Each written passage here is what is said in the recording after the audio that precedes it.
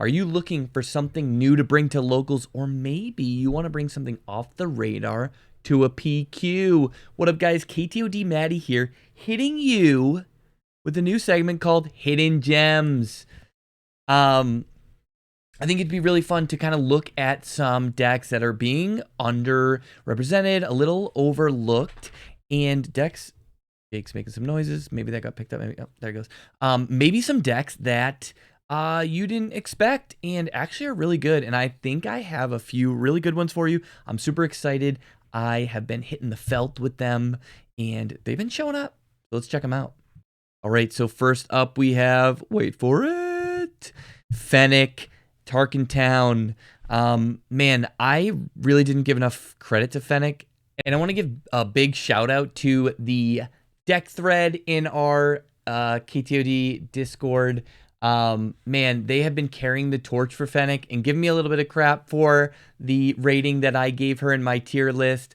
But, you know, one of the reasons that I kind of was down on her was that I think like the way the meta was shaped out before, she was in a tough spot because I think one of her worst matchups was Boba. Boba's gone. This opens up the door for our 5 deploy 4/4 Saboteur leader who can really present a challenge for your opponent, especially if you're able to get in some really nice early ambush and use these pesky droids paired with Tarkentown to kind of get a early foothold on the game. There's a nice rebel through line with your fleet lieutenant and your wing leader. So against decks that don't have bounce, you can kind of put the hurting on them pretty quickly. And then your nice anthem effect in red 3 is hitting everything. Some cool things that you have is bamboozle. When you draw cards at C3PO and you need something to do with them, you can trick out a bamboozle for free against Childson's other wing leader decks. And a lot of decks right now are trying to put a saber on their leader. So, you know, if you have a Quinlan Voss or an Anakin that they try to saber up, you can really blow them out and finish the game on them, which they won't see coming. Another card I really like in the list is Kira paired with Spark of Rebellion. These cards are there to solidify your aggro approach. So there are going to be some key turns that you need to identify. One easy one to point out is like 6 resources against Hero when they, blue when they want to play an Obi, or against an ECL deck like Sabine, 5 resources when they want to play a Poe. These are times that you're going to use your Kira and your Spark of Rebellion to close the door on your opponent, strip or prevent that pesky card from coming into play, and it'll let you keep getting ahead, which I really like about this deck. Right now for me, 4 causes in the sideboard could easily go into the main. I found it was like a little clunky. I'm really just killing people with units, Hotshot Blasters, and Surprise Strikes. But if you were to bring it into the main, your Waylays would turn into the hero bounce that can't bounce your own guy. But what I like about Waylay is you can bounce your own guy, so that way when boss decks put a bounty on you, you can kind of blow them out there. There's also the 1-drop ship. It's not in here, but it returns a friendly unit. 1-drop hero yellow ship. That could be something that you bring in. But right now I have the Wolves and the extra discard in the burn to kind of take it home. Fennec has been really kind of impressive from early lines. Like you can ambush in a wing leader to take out a TIE Phantom while pumping one of your guys. I think that's been a really incredible play. And just I think that we found like the Rebel synergy from set 1 is still so strong that it really is worth building around. So that's Fennec.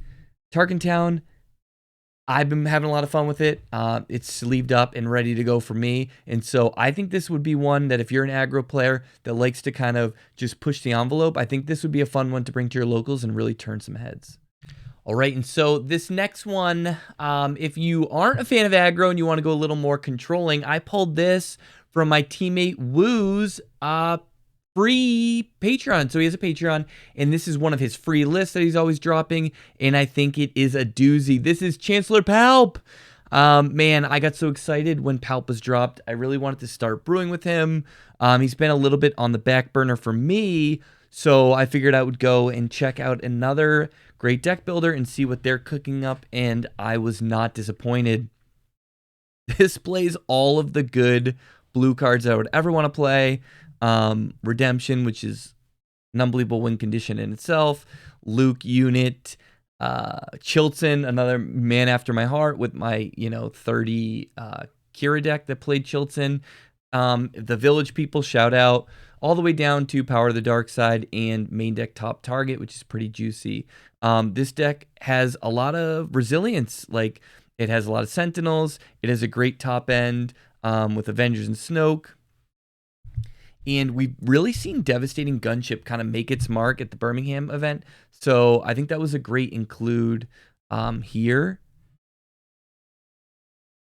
And then for non-blue cards like CAD, I think CAD is going to make a splash as well. I know that the meta is trending a little more aggressive, but I think when people figure out a slower mid-range deck, I think CAD's really going to shine. I also think there's some angles to be played with some of the Underworld stuff. With now there are two of them taking advantage of an early CAD that can be really devastating. So stay tuned for that. And then obviously this looks like an experimental sideboard. One card I've seen in main decks is Genosian Patrol Fighter. To kind of set your Palp in motion early. Once you kind of get him flipping, it's really easy to keep the flips going. And that's why they have some units that can trade early, with Lothal Insurgent is the one of, and Queel to generate card advantage that also can kind of suicide in and get the party started. So yeah, this is the counter to my Fennec aggro deck, in that this is a very controlling style. So if that is your MO, I would definitely check out this Woo deck, and I would check out his Patreon for other good stuff. All right, in the third deck I'm going to cover is a bit of a fun one, different look, and it is Kylo ECL. I think red-green villain is kind of underrepresented. Man, I loved playing Vader in set 1, and I'd love to be in a position to play it again. So I thought this would be a good one to bring to your locals as you try to tune it to see if it can attack the current meta. And one thing you'll notice right off the bat is we are jamming Force users in here.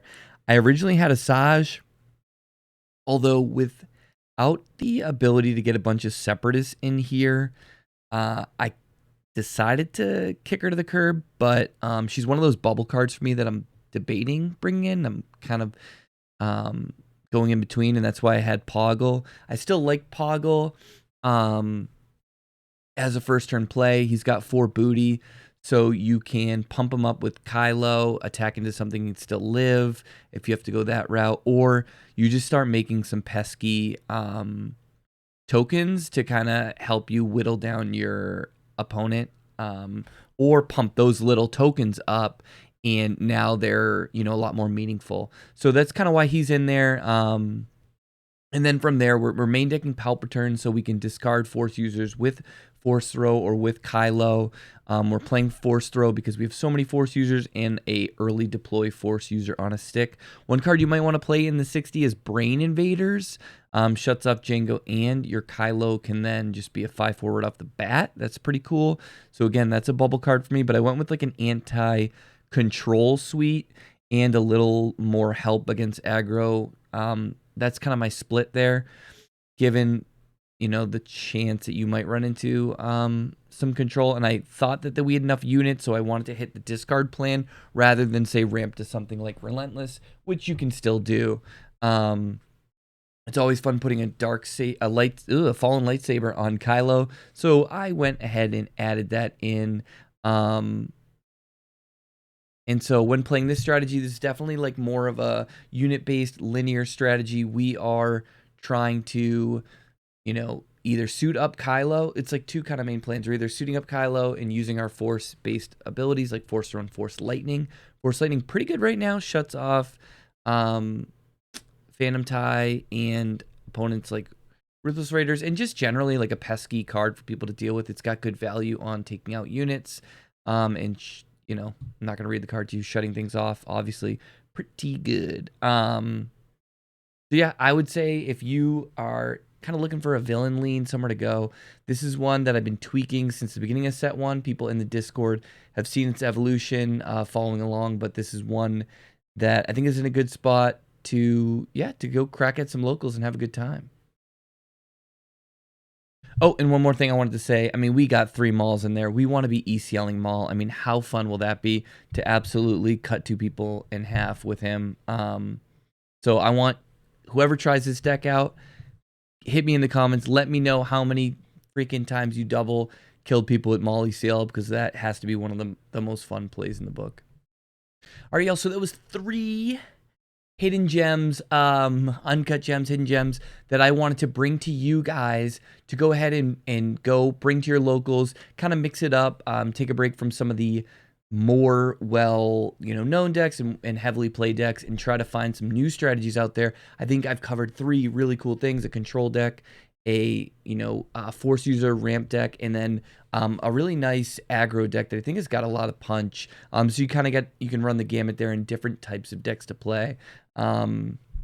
As always, hit me in the comments. Let me know how it goes. If there's a deck or a leader that you think is unrepresented that you think I should check out, hit me in the comments with that. Would love to hear about it. And yeah, good luck, y'all.